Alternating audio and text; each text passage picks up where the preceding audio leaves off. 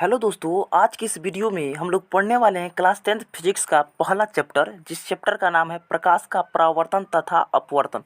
दोस्तों, इसमें जितना भी ऑब्जेक्टिव प्रश्न है पिछले 10 वर्षों से लगातार पूछा जा रहा है और आगे भी पूछा जाएगा इसके अंदर से ही। अगर आप भी क्लास 10th के विद्यार्थी हैं और 2026 में बोर्ड एग्जाम देना चाहते हैं तो इस वीडियो को शुरू से लेकर अंत तक जरूर देखिएगा। सभी इसमें VVI प्रश्न है, ये हर साल आपके बोर्ड एग्जाम में इसके अंदर से ही पूछा जाता है। तो चलिए वीडियो को स्टार्ट करते हैं और सवाल को समझते हैं। तो प्यारे दोस्तों, आज का पहला नंबर प्रश्न है, लेंस की आवर्धन का SI मात्रक है। या इस प्रश्न को ऐसे भी पूछा जा सकता है, लेंस द्वारा उत्पन्न आवर्धन की SI इकाई क्या है। इन दोनों टाइप में से किसी एक टाइप को मतलब कि दे देगा, आपसे पूछेगा। तो इन दोनों टाइप को आप लोग अच्छा से देख लीजिएगा, इन दोनों टाइप में से किसी भी तरह से दे सकता है, ठीक है। तो चलिए यहाँ पर बात करते हैं पहला नंबर प्रश्न में जो पूछा जा रहा है इस पर, लेंस की आवर्धन का SI मात्रक। तो लेंस की जो होता है आवर्धन का SI मात्रक, इसका कोई भी मात्रक होता ही नहीं है। तो जब भी पूछे लेंस की आवर्धन का SI मात्रक, तो इसका कोई मात्रक नहीं होता है, तो आप क्या बतलाएंगे, मात्रक विहीन। इसलिए आपका ऑप्शन डी बिल्कुल सही हो जाएगा, मात्रक विहीन, क्योंकि इसका लेंस की आवर्धन का कोई SI मात्रक नहीं होता, इसलिए आपका ऑप्शन डी बिल्कुल सही हो जाएगा। चलिए आगे बढ़ते हैं दोस्तों। दूसरा नंबर प्रश्न है, अवतल दर्पण की फोकस दूरी होती है।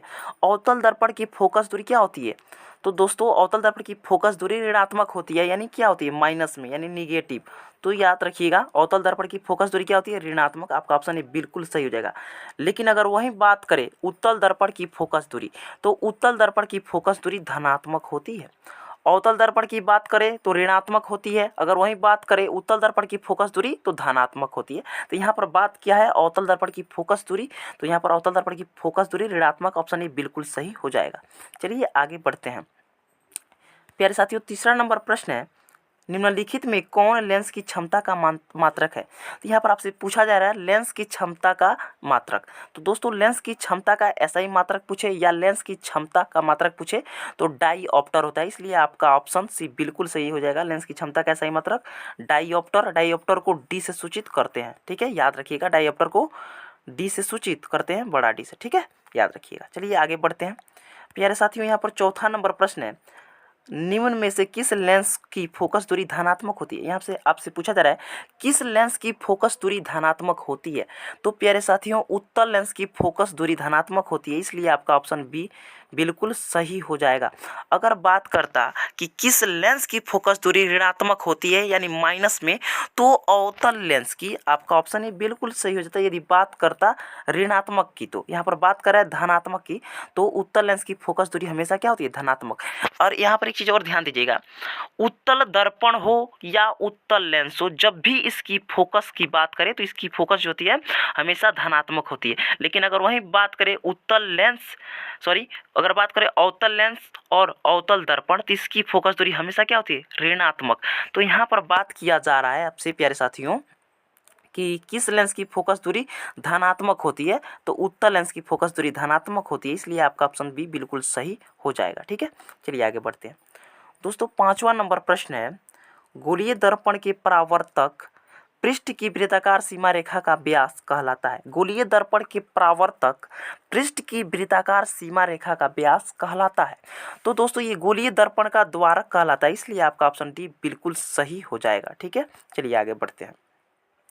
यहाँ पर छठा नंबर प्रश्न है, किसी शब्दकोश के छोटे अक्षरों को पढ़ने के लिए आप निम्नलिखित में कौन सा लेंस पसंद करेंगे। किसी शब्दकोश के छोटे अक्षरों को पढ़ने के लिए आप निम्नलिखित में कौन सा लेंस पसंद करेंगे। तो प्यारे साथियों, आपका ऑप्शन बी बिल्कुल सही हो जाएगा। 5 सेंटीमीटर फोकस दूरी का एक उत्तल लेंस, 5 सेंटीमीटर फोकस दूरी का एक उत्तल लेंस, आपका ऑप्शन बी बिल्कुल सही हो जाएगा। चलिए आगे बढ़ते हैं प्यारे साथियों। यहाँ पर 7वां नंबर प्रश्न है, किस दर्पण से हमेशा वस्तु से छोटा प्रतिबिंब बनता है। किस दर्पण से, या कहे किस दर्पण में हमेशा वस्तु से छोटा प्रतिबिंब बनता है। तो उत्तल दर्पण में, याद रखिएगा, उत्तल दर्पण में हमेशा वस्तु से छोटा प्रतिबिंब बनता है। प्रतिबिंब का मतलब क्या होता है, फोटो, ठीक है। तो उत्तल दर्पण एक ऐसा दर्पण है जिसमें वस्तु से छोटा प्रतिबिंब बनता है। यानी समझ लीजिए, यदि मतलब कोई वस्तु मतलब कि 5 फीट लंबा है, तो 5 फीट से छोटा ही उसका मतलब कि प्रतिबिंब बनेगा उस दर्पण में। तो आपका ऑप्शन भी बिल्कुल सही हो जाएगा। याद रखिएगा, हमेशा वस्तु से छोटा प्रतिबिंब कहाँ बनता है, उत्तल दर्पण में। अगर समतल दर्पण का बात करें तो समतल दर्पण में जितना बड़ा वस्तु रहेगा उतना ही बड़ा उसका प्रतिबिंब बनेगा, यानी वस्तु का जो प्रतिबिंब है एकदम समान बनेगा, यानी बराबर बनेगा। लेकिन अवतल दर्पण में बड़ा बनता है, अवतल दर्पण में क्या होता है, बड़ा बनता है, यानी वस्तु से बड़ा प्रतिबिंब बनता है दर्पण में। यानी अवतल दर्पण बड़ा बनाता है, उत्तल दर्पण छोटा बनाता है, और समतल दर्पण क्या बनाता है, बराबर बनाता है, याद रखिएगा। ठीक है, चलिए आगे बढ़ते हैं। दोस्तों यहाँ पर 8वां नंबर प्रश्न है, प्रकाश का चाल या वेग न्यूनतम होता है। प्रकाश का चाल कहिए या वेग कहिए, दोनों एक ही चीज़ है। तो प्रकाश का चाल या वेग न्यूनतम होता है, न्यूनतम कहने का मतलब कम किस में होता है, तो कांच में होता है। आपका ऑप्शन डी बिल्कुल सही हो जाएगा, कांच में कम होता है। निर्वात में प्रकाश का चाल अधिक होता है, वायु में भी अधिक होता है और जल में भी अधिक होता है, लेकिन कांच में सबसे कम होता है। ठीक है, चलिए यहाँ पर बात करते हैं 9वां नंबर। प्यारे साथियों 9वां नंबर प्रश्न है, फोटोग्राफिक कैमरा का अभिदृश्यक होता है। फोटोग्राफिक कैमरा का जो अभिदृश्यक होता है कैसा होता है, तो उत्तल लेंस का। ठीक है, उत्तल लेंस हो जाएगा, आपका ऑप्शन बिल्कुल सही हो जाएगा, उत्तल लेंस का। ठीक है, फोटोग्राफिक कैमरा का अभिदृश्यक जब भी पूछे तो आप टिक लगाइएगा, उत्तल लेंस। ठीक है, चलिए आगे बढ़ते हैं। प्यारे साथियों यहाँ पर 10वां नंबर प्रश्न है, किस दर्पण में दूर की वस्तु का प्रतिबिंब सदैव सीधा होता है। किस दर्पण में दूर की वस्तु का प्रतिबिंब सदैव सीधा होता है, तो दोस्तों आपका ऑप्शन डी बिल्कुल सही हो जाएगा, या तो समतल अथवा उत्तल। हाँ, याद रखिएगा, समतल दर्पण एवं उत्तल दर्पण में दूर की वस्तु का प्रतिबिंब हमेशा क्या होता है, सीधा होता है। ठीक है, चलिए आगे बढ़ते हैं प्यारे साथियों। यहाँ पर दोस्तों 11 नंबर प्रश्न है, निम्न में कौन किसी वस्तु का वास्तविक प्रतिबिंब बना सकता है। निम्न में कौन, यानी कौन किसी वस्तु का वास्तविक प्रतिबिंब बना सकता है। तो प्यारे साथियों यहाँ पर सभी में लेंस दिया गया, पहले आप ध्यान से देखिए। ऑप्शन ए में दिया गया अवतल लेंस, ऑप्शन बी में कांच की समांतर सिल्ली या पट्टिका, और ऑप्शन सी में दिया है उत्तल लेंस, और ऑप्शन डी में दिया कांच की प्लेट। तो प्यारे साथियों यहाँ पर सबसे पहले बात करेंगे, निम्न में कौन किसी वस्तु का वास्तविक प्रतिबिंब बनाता है। तो वास्तविक प्रतिबिंब दोस्तों उत्तल लेंस ही बनाता है, इसलिए आपका ऑप्शन सी बिल्कुल सही हो जाएगा, उत्तल लेंस। ठीक है, चलिए आगे बढ़ते हैं। दोस्तों यहाँ पर 12 नंबर प्रश्न है, गौर से देखिएगा। 12 नंबर प्रश्न है, किसी बिंदु वस्तु से निकलकर किरणें किसी लेंस से अपवर्तित होकर जिस बिंदु पर मिलती है उसे कहते हैं, क्या कहते हैं, लेंस का फोकस कहते हैं। तो आपका ऑप्शन ये बिल्कुल सही हो जाएगा। चलिए आगे बढ़ते हैं। प्यारे साथियों यहाँ पर 13 नंबर प्रश्न है, किसी गोलीय दर्पण तथा, यहाँ पर देखिएगा अच्छा से, किसी गोलीय दर्पण तथा किसी पतले गोलीय लेंस दोनों की फोकस दूरियां -15 सेंटीमीटर है, तो दर्पण तथा लेंस संभवतः है, क्या हो जाएगा, दोनों अवतल हो जाएगा। ठीक है, हमने क्या कहा, अवतल लेंस कहे या अवतल दर्पण कहे, इन दोनों की फोकस दूरी क्या होती है, हमेशा मतलब कि ऋणात्मक होती है, यानी माइनस में। तो यहाँ पर दोस्तों फोकस दूरी यहाँ पर देखिए माइनस में दिया गया है, तो निश्चित है कि या तो वो अवतल दर्पण होगा या अवतल लेंस होगा, इसलिए आपका ऑप्शन बिल्कुल सही हो जाएगा, दोनों अवतल होगा। ठीक है, चलिए आगे बढ़ते हैं प्यारे साथियों। यहाँ पर देखिए 14 नंबर प्रश्न है, एक पारदर्शी गोलीय कवच की बाहरी त्रिज्या 20 सेंटीमीटर तथा भीतरी त्रिज्या 19.8 सेंटीमीटर है, तो त्रिज्या आपतित प्रकाश के लिए यह कैसा व्यवहार करेगा। दोस्तों कैसा व्यवहार करेगा, तो अवतल लेंस की भांति व्यवहार करेगा। आपका ऑप्शन डी बिल्कुल सही हो जाएगा, अवतल लेंस की भांति। ठीक है, चलिए दोस्तों 15वां नंबर प्रश्न, इसमें जितना भी प्यारे साथियों प्रश्न है ना, सभी भी आप देख सकते हैं कि कितना बार पूछा गया, देख सकते हैं सभी पूछा ही गया है। तो दोस्तों यहाँ पर आपसे 15 नंबर प्रश्न में पूछा जा रहा है, प्रकाश के परावर्तन के कितने नियम है। प्रकाश के परावर्तन के कितने नियम है, तो प्रकाश के परावर्तन के 2 नियम है। आपका ऑप्शन भी बिल्कुल सही हो जाएगा। अगर यहीं पर बात करता कि प्रकाश के अपवर्तन के कितने नियम है, तो प्रकाश के अपवर्तन के भी 2 ही नियम होते हैं। तो जब भी पूछे प्रकाश के परावर्तन या अपवर्तन, दोनों के मतलब कि 2 ही नियम होते हैं। ठीक है, याद रखिएगा। चलिए आगे बढ़ते हैं।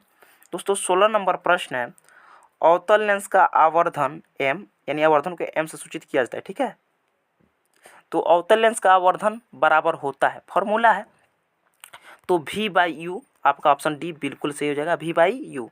ठीक है, चलिए आगे बढ़ते हैं। दोस्तों यहाँ पर 17 नंबर प्रश्न है, दर्पण सूत्र।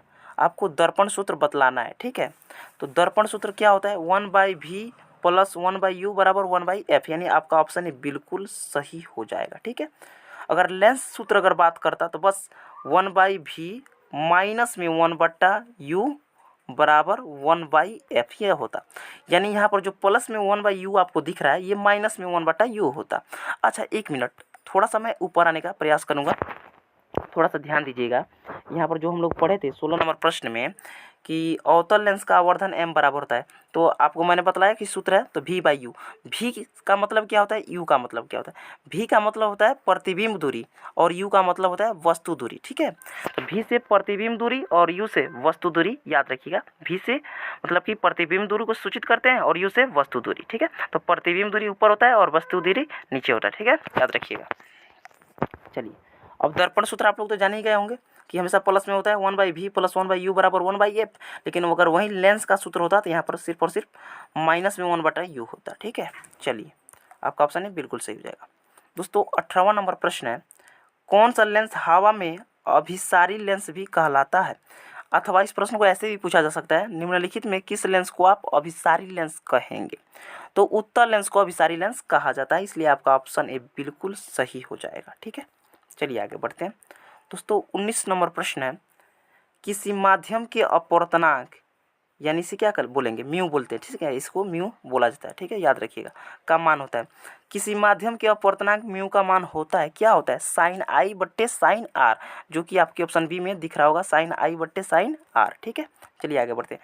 आज का 20वां नंबर प्रश्न है, दोस्तों यहाँ पर ध्यान दीजिएगा, लेंस में मुख्य फोकस की संख्या कितनी होती है। लेंस में फोकसों की संख्या आपको बतलाना है, तो लेंस में मुख्य फोकसों की संख्या 2 होती है। यदि बात करता है दर्पण में फोकस की संख्या कितनी होती है, तो दर्पण में भी फोकस की संख्या 2 होती है और लेंस में भी फोकस की संख्या 2 होती है, इसलिए आपका ऑप्शन ही बिल्कुल सही हो जाएगा। ठीक है, और इससे आगे जितना भी प्रश्न है अगले वीडियो में हम लोग देखेंगे, क्योंकि पहले ही वीडियो बहुत लंबा हो चुका है और जब वीडियो लंबा हो जाता है तो आप लोग नहीं देखते हैं। तो फिर मिलते हैं इसके अगले पार्ट के साथ में, तब तक के लिए जय हिंद, वंदे मातरम।